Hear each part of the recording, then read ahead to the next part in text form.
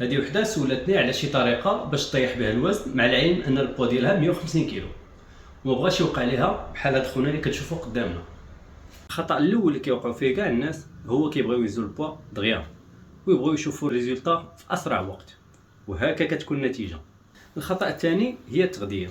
ملي كتاكل 4000 5000 وكاين اللي كياكل حتى 10000 كالوري في النهار، ونهار كتبغي دير ريجيم كتجي وكتقطع كلشي في دقه واحده، وهنا فين كطيح في الفخ. الجسم ديالك شوكيتيه حيت ما متعودش، خاص تمشي معاه بالتدريج.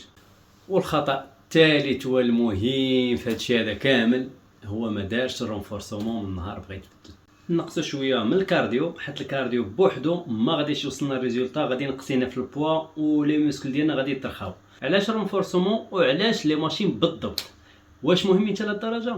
مهمين ومهمين وبزاف، حيت دابا فاش غادي يكون الجسم ديالنا اون سور بوا وغادي يبدا ينزل البوا، غادي يكون عندنا واحد الارتخاء في جميع البلايص في الكور ديالنا.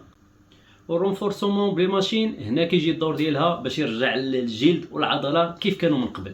ما حدا كتنقص في البوا والجسم كيتقلص معاه بنفس الوتيره، بالتالي ما غاديش نطيحوا في هذا المشكل هذا ديال هذا السيد وديال الناس ديال بزاف.